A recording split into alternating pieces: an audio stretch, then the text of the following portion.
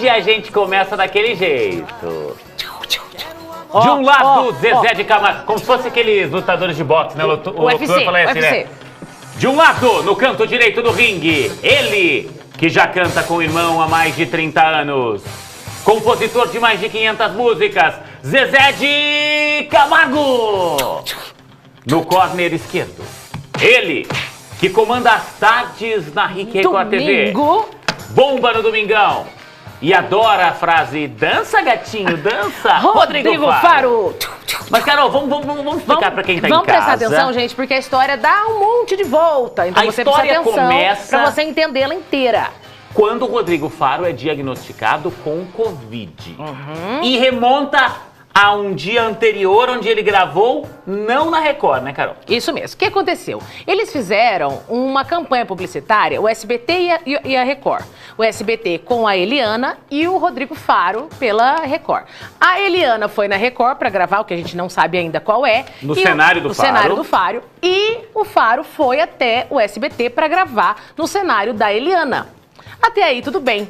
Só que saiu uma notícia por aí dizendo que o Rodrigo Faro se negou a fazer o teste quando foi ao SBT. Ele não quis fazer o teste do Covid, que todo mundo está sendo submetido normalmente quando chega para gravar. Isso mesmo. E aí, o bafafá começou aí.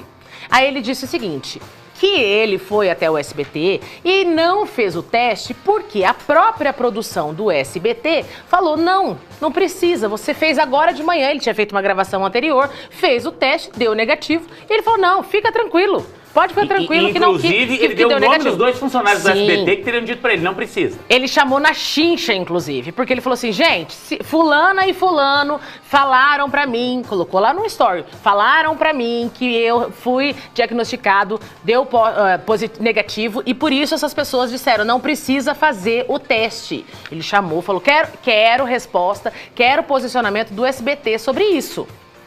Pronto, até aí...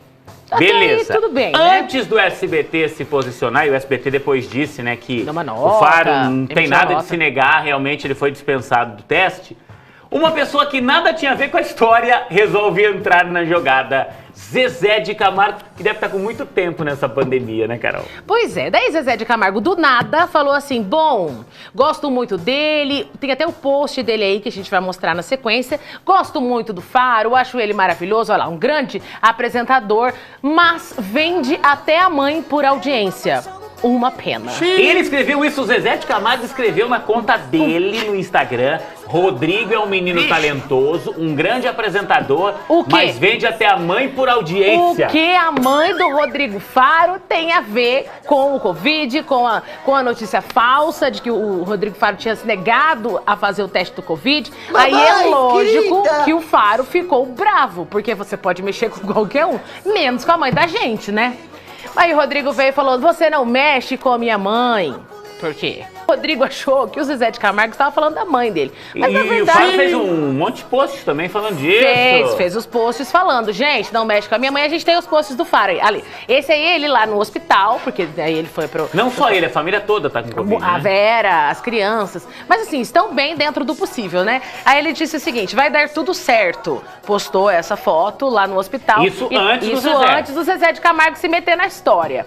Aí passa a próxima aí. A gente tem a próxima? Que são os posts do Rodrigo falando... De Rodrigo Faro. Caríssimo Zezé de Camargo, pelo respeito que tenho ao artista que você é, ao homem, pai de família e por tantos anos de amizade, eu me sinto confortável em responder ao seu comentário a respeito de minha mãe. Vamos lá, próxima.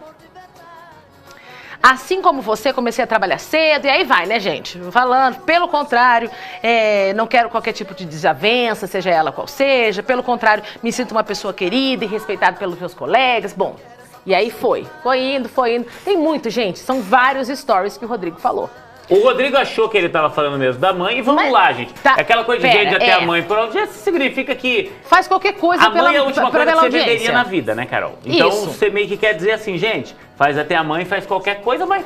O Zezé não falou exatamente da mãe do Faro. Mas ficou uma história mal entendido. Por quê? Por que é que o Zezé veio com essa no momento que não tem nada a ver? Por que o Zezé deu essa alfinetada no Rodrigo Faro? Mas, depois que o Rodrigo Faro foi a público e fez esse desabafo, Zezé resolveu gravar um vídeo? Lógico, Zezé de Camargo. Ontem estava eu lá deitada em meu sofá, relaxando no domingo. Vejo que Zezé postou um monte de vídeos, monte de stories falando que, calma, não é bem assim. Mas, ó, ele mexeu no vespeiro. Dá uma olhada. Fala isso, no caso eu falei para ele, falei que ele vende até a mãe pela audiência. Respeito ele como apresentador, aliás, acho ele um cara muito talentoso, mas eu disse que ele venderia até a mãe pela audiência. Quando a gente fala isso, a gente não está falando da mãe da pessoa, a gente está falando da pessoa, né? Pelo contrário, você está exaltando, está dizendo que o cara é capaz de fazer até uma coisa contra a mãe por alguma coisa. Então, Rodrigo, você sabe que eu não falei da sua mãe. Pelo contrário, eu respeito muito as mães de todo mundo, não conheço a sua mãe pessoalmente, respeito muito ela, né, como ser humano, como uma mulher, como uma mãe, como a senhora já deve ser, enfim. Então eu não falei da sua mãe, falei de você. Eu tenho motivo para falar isso, você sabe disso, sua produção sabe disso já há algum tempo. Se você insistir no assunto, eu vou pegar uma montagem de 2 programas que nós fizemos e montar, né, uma montagem sua, um programa e de outro, né, para mostrar o porquê que eu estou falando isso. E é só todo mundo lembrar da época do Gugu, né, da morte do nosso querido Gugu, como foi sua atitude. Então, cara, sua mãe é um anjo, como a minha também é. E o maior respeito, mais uma vez, às mães de todo o Brasil. Você sabe muito bem que eu não estou usando nenhuma palavra contra a sua mãe, né? E acho que as pessoas entendam isso. Quando a gente fala, mais uma vez, fulano de tal, vende até a mãe, pelo contrário, você está valorizando a mãe, porque a última coisa que a gente poderia e teria que respeitar, poderia vender ou teria que respeitar, é a nossa mãe. Gente, falou, explicou, isso mesmo.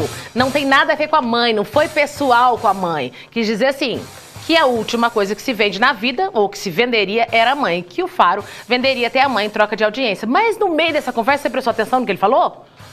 Falou que tem um babado, que se o Faro continuar cutucando, ele vai falar qual é esse babado. O Zezé desenterrou até o Gugu ali. Então, gente, é babado. Sim. Mas vem cá, você descobriu que parece que todo esse entreveiro, porque até então na minha cabeça, Zezé de Camargo e Rodrigo Faro se davam bem. Eu já vi tantas vezes Zezé de Camargo e Luciano lá no programa do Faro. Parece que depois de uma entrevista que a Zilu deu pro Faro, o Zezé ficou pé da vida. Sim, Ixi. Roda a vinheta, babado.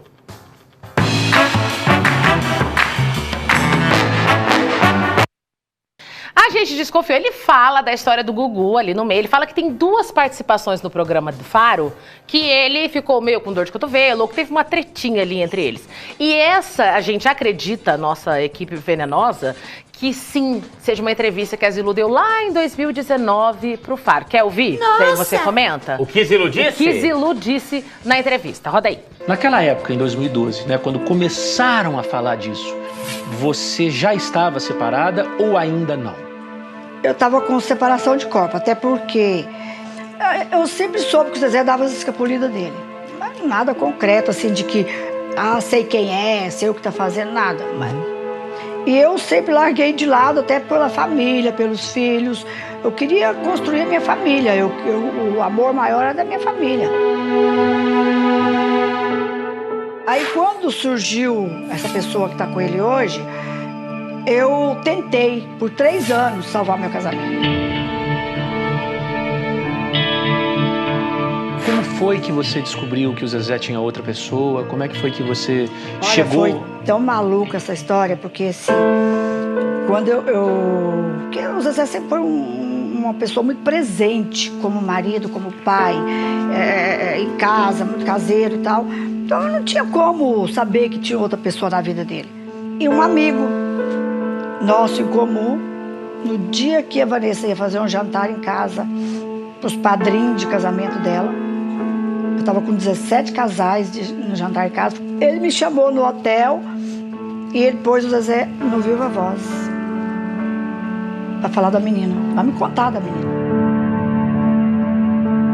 Eu não deixei ninguém perceber nada. Aí quando terminou o jantar, que todo mundo foi embora, ele falou, não, deixa essas coisas aí, vamos subir e tal, não vai mexer com isso hoje, não. Eu falei, não, espera que nós vamos conversar. E conversei com ele sobre a menina. Falei, a história é isso, é verdade? Ele falou, é verdade. Ele foi honesto? Foi honesto, falou, é verdade. E não pergunta pra mim quem eu amo mais, se é você, se é ela, porque eu não sei te responder.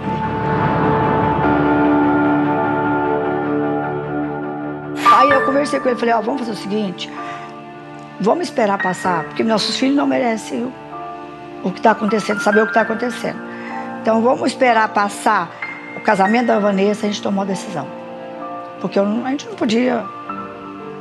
Meus filhos não tinham noção de nada, não sabia de nada. Eu sempre preservei muito esse lado familiar, entre a minha discussão com o Zezé, em qualquer situação, eu não levava para meus filhos.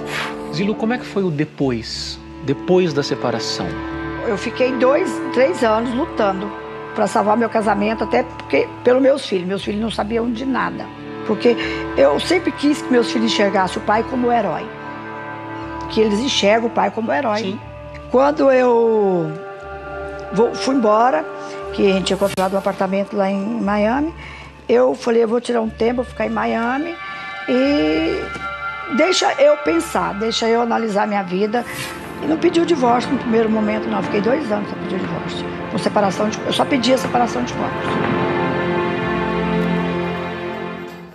Gente, que babado e que amigo esse da família, né? Pega, ô louco meu, pega o telefone, coloca no Viva Voz e conta vai pra falar. ela mais do pessoal do que do profissional. Que isso, gente, tô chocada. E agora não tá trabalhando, né? Parece que vai esperar até o fim do ano pra trabalhar esse amigo. Mas, gente, tô chocada. Sim. Será que foi isso? Com certeza. Imagina o Zezé assistindo essa entrevista do Faro.